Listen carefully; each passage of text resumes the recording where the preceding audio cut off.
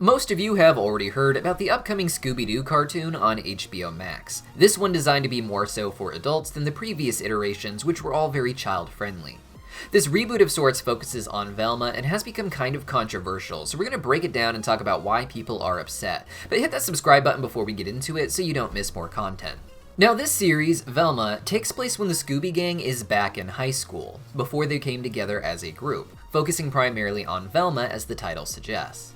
Mindy Kaling stars as Velma, with her being reimagined to fit Mindy Kaling's ethnic background. And in addition to this, she is also an executive producer on the show, with her sometimes being listed as one of the developers and other times just Charlie Grandy. So keep in mind that not every choice here was made by Mindy Kaling herself, nor was she necessarily the one who had to approve every single idea. In addition to Velma now being Indian, Daphne is now Asian as well. Fred retains his race, but Shaggy seems to have been removed entirely to be replaced by a new character, Norville. The story focuses on Velma trying to solve the mystery of her missing mother, as well as a string of murders that started happening at her school. In addition to Shaggy not being there, Scooby himself is absent from the series, something apparently mandated by the studio as they seem to think that a talking dog would ruin the show. Norville is interesting because Shaggy was widely seen by audiences as being a bit of a hippie stoner type, but Norville acts as an anti-drug crusader of sorts. However, it seems to be indicated through his humor that he will change his mind, try them out, and experience personality changes that make him more like Shaggy at some point. The heart of the series is really Velma and Daphne, who were childhood friends in this world before Daphne became a popular cheerleader type.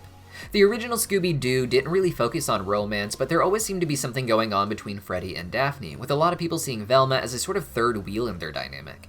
The chemistry between these three characters have always been interpreted by audiences as weirdly sexual, with the entire Scooby Gang being seen as a sort of free love group back before this sort of diverse sexuality was something we really talked about. In Velma, this becomes more overt by having Velma and Daphne slowly developing feelings for each other on screen. As of now, there are 2 episodes out on HBO Max, with more episodes coming later this month. However, watching them has already made a lot of people very angry. We live in a time of change, and recently the movie industry wasn't particularly diverse. It was largely aimed at white Americans, with the casting reflecting that, even when it had people of color filling out the cast, as it was still largely aimed at white Americans.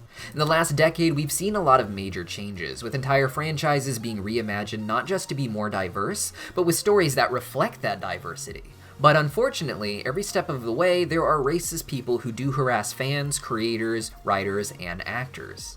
In the last 10 years, we've seen so much progress that we're starting to see the way diversity is portrayed in movies and TV change even more, letting go of some of the narratives that helped build this early change while still retaining diversities in story for people of all types. While progress is never over, a lot of people take this to mean that progress is never made at all, and because of that, they will still complain about media the same way they did 10 years ago, even if the industry has changed entirely to be extremely diverse.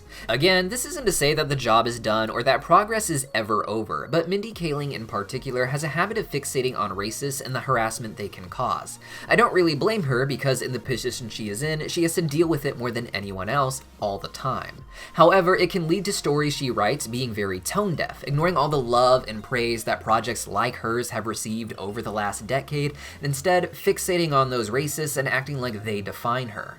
As much as fandoms have gotten good at ignoring the racists that try to bug us, she's the star and producer of these projects, and she has to deal with all the negative backlash from those people even when we don't, and I can't imagine how rough it is to be dealing with that all the time. However, by the time Velma came out, so much progress had been made that some of the stuff Velma complains about in the show is considered kind of old school and 10 years ago at this point. That being said, a large part of the show is about Velma learning to overcome some of her own biases, such as these. One of the biggest oofs for the series, however, is just how unlikable they've tried to make all of the characters, particularly Fred. Fred is treated as an object of derision so far, not just in the show, but seemingly in the writer's room. With everyone else replaced or race-swapped, Fred is the only white character left, which in and of itself doesn't seem to be an issue.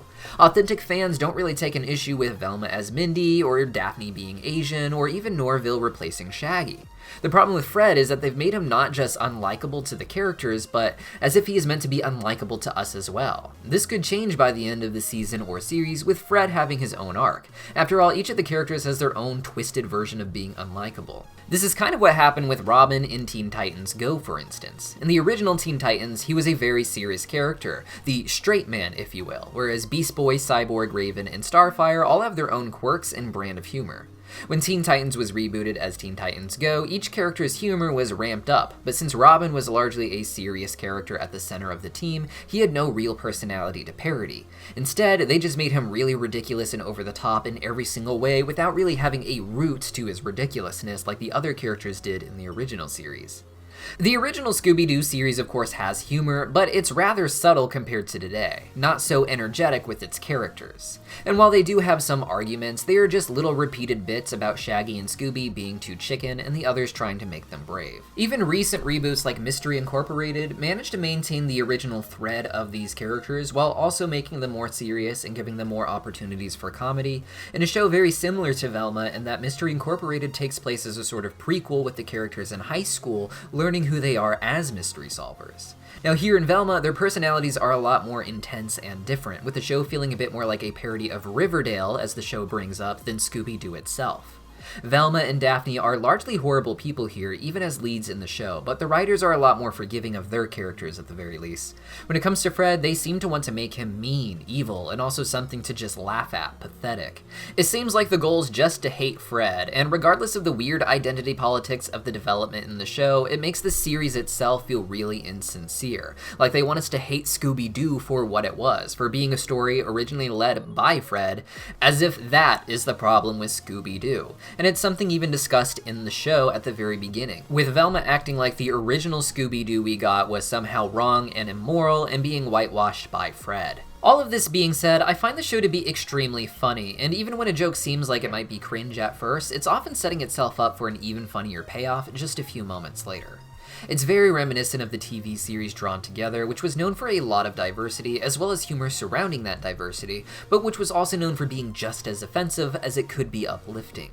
There's a lot of hate coming out for Velma right now, and to be honest, I kind of get it. Hell of a Boss, among other shows, have proven that you can have diversity and representation without reducing those characters to its diversity and representation, without reducing your characters to those labels. And Velma feels like a step back in that regard, one that in many ways wants you to define the show by its race and not for positive reasons, but for reasons that are becoming outdated as we continue to make our progress. Velma feels like the kind of show that would have been groundbreaking 5 years ago, with a lot of its changes in humor being rather topical at the time. But as the rest of the industry moves on to tell real stories about diverse people having great experiences, there are certain industry figures like Mindy or even studio executives behind her who are still writing their stories as if the last 10 years of progress didn't happen. And at the end of the day, this kind of approach to diverse storytelling can actually be pretty offensive to everyone. So much of TV and movies have become a celebration of who we are, and Velma almost feels like a relic from a time when things were just starting to change, when we couldn't have that celebration, when you couldn't just have an Indian Velma and just enjoy it. It had to be about the commentary of that change. In addition to these controversies, Mindy Kaling also has a lot involving her opinions and support for certain systems and people in India, and I try not to judge about that. Mindy doesn't control India, and while she does control her opinion, she inherited what India is, the same way that we all inherit issues of our own countries, and we still have to make choices and live in its system while pushing for the bigger changes we want within. But what do you guys think? Did you love the show? Did you hate it? Do you take issue with certain things, or do you find it's actually still topical and valid in your experience? Let me know your thoughts in the comments down below, and I'll see you next time.